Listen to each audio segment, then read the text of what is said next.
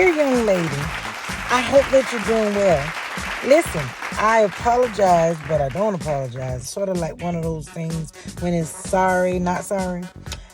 For missing out on last week, but it was vitally necessary that I fell back to hear God. It was vitally necessary that I took some time out to hear what the Lord would have me to know. It's easy to pour, but it's hard to pour when you're not being poured into. So I had to take a few moments. I had to take a few days to fall back and hear God, to see what He would have me to know, to see how to further in the way that I am to go. But I'm back. I am back. I'm better. I'm stronger. I'm wiser for it all. Listen, I wanted to share with you a question. What is your it? Before I got saved and gave my life to the Lord, my excuse was always, I can't stop cursing. Yeah, me. Evangelist Cook. I wasn't evangelist at the time, of course. I was 16 years old. I can't stop cursing, so I'll get saved after I stop cursing. And it seems like the more I tried to quit, the more I cursed. Yeah, hard to believe in it. Me, cussing down. And that was my it, y'all. That was my it that kept me. It wasn't sex. It wasn't anything but cussing. Cussing was my weakness. Like, I felt like I was so much funnier when I cussed. And I felt like people would laugh even harder when I cussed.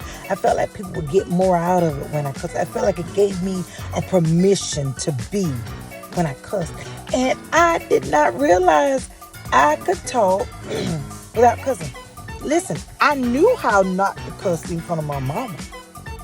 But when it came to people, even my friends would say, Jennifer, cuss entirely too much. I got addicted. The more they told me, the more I wanted to do it.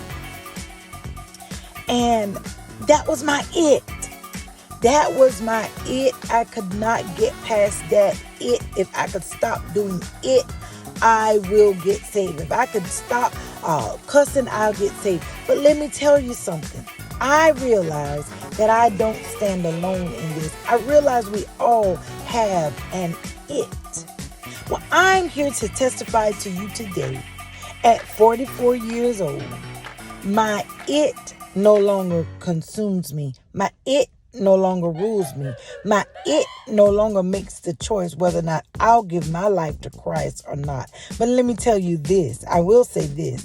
When I came to Christ, I had not stopped cussing. I said, Lord, I can't do this by myself. You're going to have to take this from me because I've been trying to quit and I can't quit. And I came cussing. Ain't that something?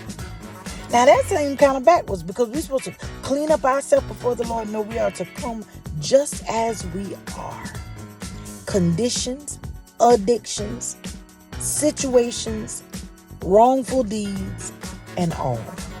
But come with the mindset to desire change.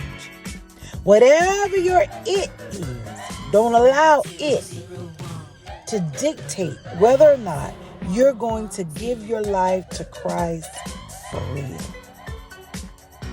If I would have allowed my it to keep me in that place, I still would have been outside of the will of God. It's a dangerous thing to die outside of the will of God.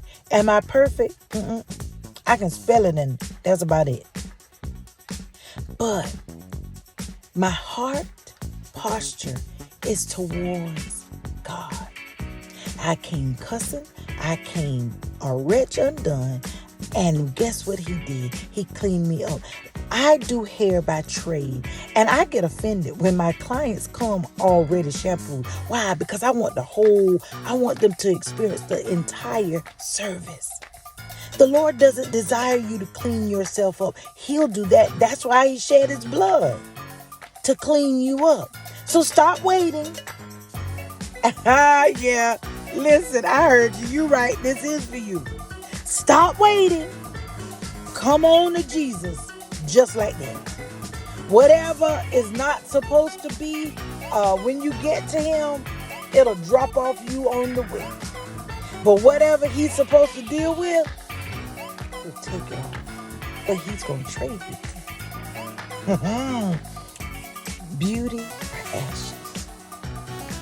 Joy for heaviness. He'll trade with you. He won't ever regret it. Dear young lady, what is your it? And whatever your it is, don't allow it to stop you from getting in the right relationship with Christ.